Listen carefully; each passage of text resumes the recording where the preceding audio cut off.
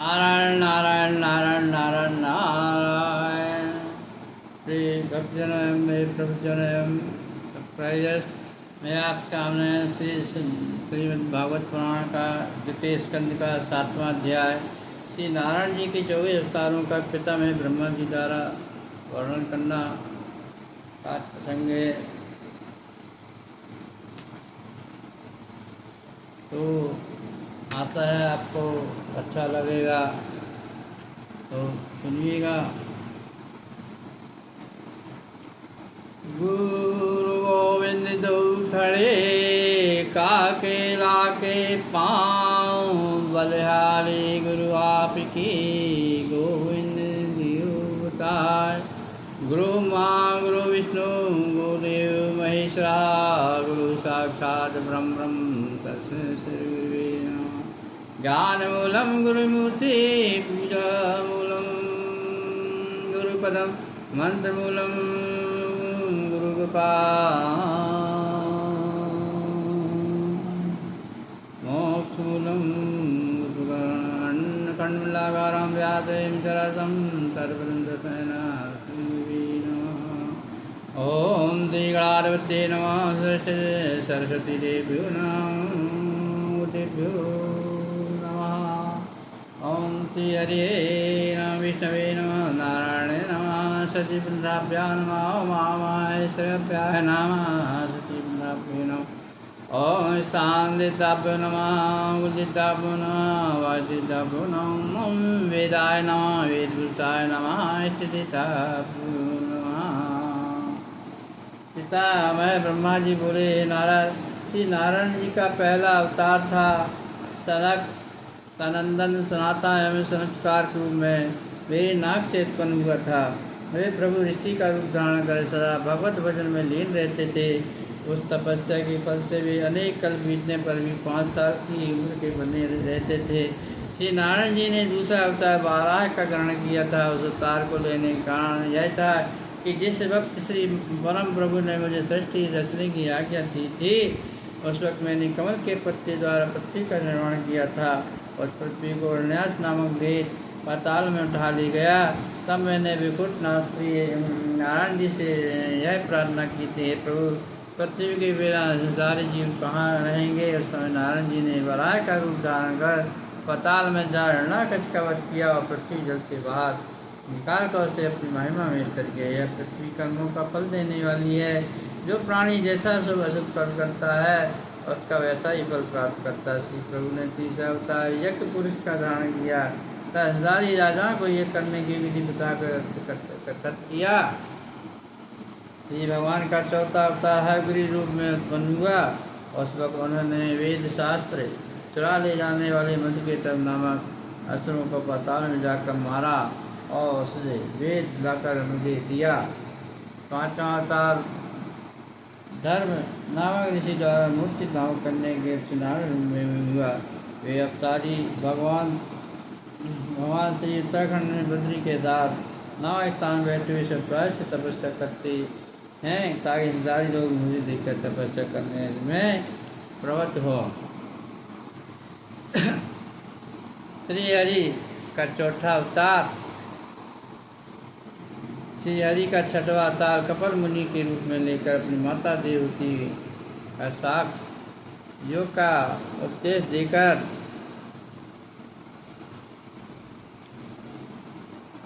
मुक्ति प्रदान किया। सातवां अवतार दत्तात्रेय के रूप में लेकर राजा यदु को यानव उपदेश दिया, जिसका प्रताप से वह मुक्ति पद को प्राप्त हुआ। दत्तात्रेय ने अपने 24 गुरु बनाए थे। परम ब्रह्मेश्वर का 8वां अवतार ऋषभदेव के रूप में हुआ। उन्होंने जगत में जैन धर्म का प्रचार किया और 9वें अवतार में राजा पृथ्वीनारायण बनकर श्री नारायण जी ने अपने पिता वेणु को नरक में जाने से बचाया और गौ रूप में पृथ्वी को धोकर और उसमें समस्त वनस्पतियों को दूध के समान निकाल दिया।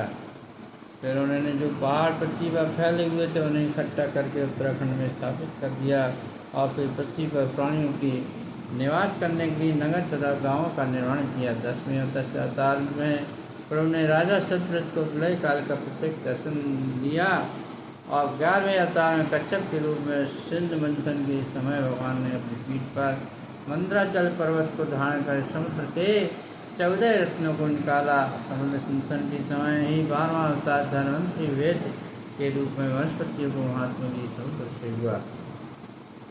समुद्र से अमृत निकलने पर जब देवता और दानव उसे पीने के लिए आपस में झगड़ने लगे, तब प्रभु ने 13वां मोहिनी अवतार धारण किया और अपनी सुंदरता से असुरों को मोहित कर लिया। वह अमृत लेकर देवताओं को पिला दिया। 14 नरसिंह अवतार लेकर नारायण भगवान ने हिरण्यकश्यप को मारकर परम भक्त प्रहलाद के प्राणों की रक्षा की।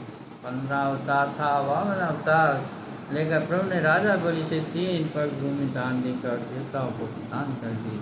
16वां हंसा अवतार लेकर नारायण जी ने संत कुमार जी को ज्ञान का उपदेश दिया, उनका अहंकार दूर किया। और 17वें नारायण अवतार में प्रभु ने भक्त जीव को अपना साक्षात दर्शन दिया। 18वें हरि अवतार में प्रभु ने विग्रह का संहार करके गजेंद्र के प्राण की रक्षा की। 19वें परशुराम अवतार में प्रभु ने हरि भक्तों को कष्ट प्रदाने वाले अधर्मियों का भक्ति किया और भूमि को 21 बार क्षत्रियों को हीन करके प्राणों को दान में दे दिया। और 20वें अवतार रामचंद्र अवतार में गो ब्राह्मणों को कष्ट देने वाले असुरों सहित रावण का वध करके लंका का राज विष्णु को देकर महावीर जी को यश दिया। 21वें अवतार में सारे जीवों को संसार सागर से पार करने के लिए वेद के 4 भाग कर दिए और महाभारत तथा 69 पुराणों का निर्माण किया। और 22वें कृष्ण अवतार में भगवान कृष्ण जी ने कौरव पांडवों में महाभारत करा दिया और कंस काल यवन एवं जरासंध आदि बहुत से पापी राजाओं को मारकर पृथ्वी का भार दूर किया और संसार में बहुत से चरित किए। और 23वां बुद्ध अवतार लेकर राक्षसों का मन करने से हटाया।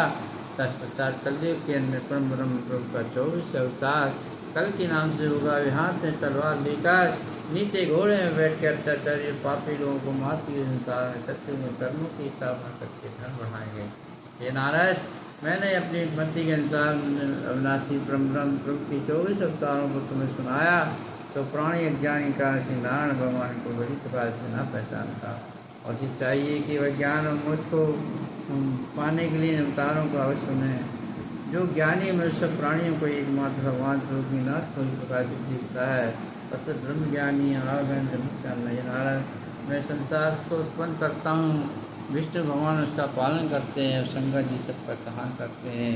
ये तीनों देवता भी नारायण जी के अवतार माने जाते हैं।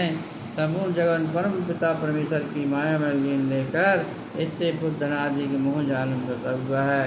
जिस पर भगवान नारायण को अटूट प्राप्ति होती है, वही जाल से मुक्ति पाता है। इस भाव जाल से मुक्त होने के लिए परम प्रभु के ध्यान में कीर्तन लीला चित्र करने से उत्तम कोई प्रश्न नहीं है। भगवान के अवतारों के चित्र का वर्तन 4 वर्णों से मनुष्य को सुनाना उत्तम कहा गया है। तो प्रभु के 24 अवतार को सुनने से हमारी आत्मा निर्मल हो जाती है, शुद्ध हो जाती है और हमें अपने मुक्ति का मार्ग खोजना चाहिए। ये भगवत पुराण जो भी ध्यान से सुन लेता है और वो है प्रभु की भक्ति की ओर उसका मन मुड़ जाता है, उसकी आत्मा निर्मल हो जाती है, मन शुद्ध हो जाता है और फिर भक्ति मार्ग की ओर प्रवृत्त हो जाता है और भक्ति मार्ग पर होने का भजन कीर्तन करता है। प्रभु को ही अपना सर्वस्व समझकर अपनी मुक्ति का मार्ग ढूंढता है और सदा अपना जीवन संपूर्ण जीवन भक्ति में व्यतीत करता है। इस प्रकार वो प्रभु के समीप पहुँचने की कोशिश करता है। भगवान की उस पर कृपा होती है और उसे वैकुंठ धाम देते हैं। ऐसे भागवत पुराण को का अमृतपान सभी को दिल से करना चाहिए, ताकि हम जब जाएं संसार से तो कह सकेंगे प्रभु हमने आपका भागवत पुराण का श्रवण किया था, हमसे जो भी गलती हुई है, जो भी त्रुटि हुई है, वहीं आप क्षमा करें और अपने चरणों में स्थान दें। राधे राधे कृष्णा कृष्णा कृष्ण राधे राधे कृष्ण राधे करें। ये भगवत पुराण ऐसा अमृतमय रस है जिसका सेवन समस्त संसार को करना चाहिए, तभी उसका मुक्ति मार्ग प्रशस्त होता है।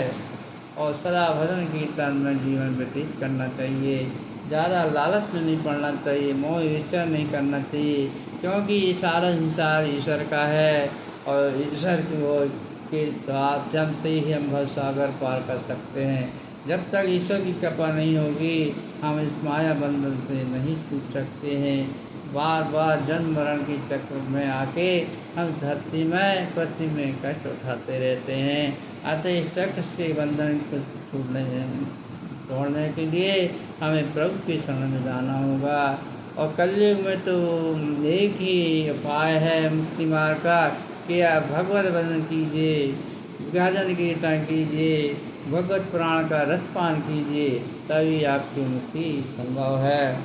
अब सौंप दिया इस जीवन का सब भार तुम्हारे हाथों में, है जीत तुम्हारे हाथों में, हार तुम्हारे हाथों में। मेरा निश्चय बस एक यही, एक बार तुम्हें पा जाऊं मैं, अर्पण कर दूं दुनिया भर का सब प्यार तुम्हारे हाथों में।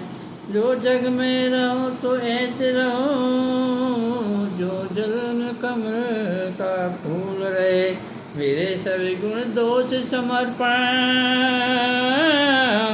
मेरे सभी गुण दोष समर्पण है करता भगवान तुम्हारे हाथों में। यदि मानव का मुझे जन्म मिले तो सब चरण तेरे चरणों का मैं पुजारी बनूं। इस पूजक की एक एक रगे का हो तार तुम्हारे हाथों में। फिर अंत समय जब प्राण तजो निरकार सा आकार साकार तुम्हारे हाथों में। मुझ में तुम्हें बस भेद यही है प्रभु, मैं नर हूँ तुम नारायण हो, मैं नर हूँ तुम नारायण हो। मैं हूँ संसार के हाथों में, संसार तुम्हारे हाथों में। अब सौंप दिया है जीवन का सब प्रभु भार तुम्हारे हाथों में। है जीत तुम्हारे हाथों में, है हार तुम्हारे हाथों में। नारायण नारायण नारायण नारायण नारायण नारायण। हरि बोल बोल बोल, हरि बोल हरि बोल हरि बोल हरि बोल हरि बोल हरि बोल हरि बोल हरि बोल हरि बोल बोल हरि बोल। नारायण श्रीमन्नारायण नारायण नारायण, श्रीमन्नारायण नारायण नारायण, श्रीमन्नारायण नारायण नारायण, श्रीमन्नारायण नारायण नारायण, हर नारायण नारायण। तुम्हें भी माता चा पिता तुम्हें भी बंधु सखा, तुम्हें भी विद्या द्रोणु, तुम्हें सर्वं देवी। शांताकारं विश्वासधारं गणशतसं वेगवर्णं स्वांगं, लक्ष्मीकान्तं कमलनयनं यो विद्यानिगमं वन्दे विष्णुभैरवनाथं देवै सदा वन्दता।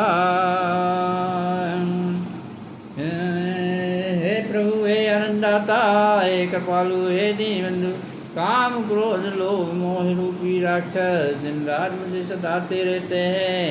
इनसे मेरी रक्षा कीजिए, रक्षा भी कीजिएगी। तू ही गुरु, तू ही सदगुरु, तू ही तारणहार है,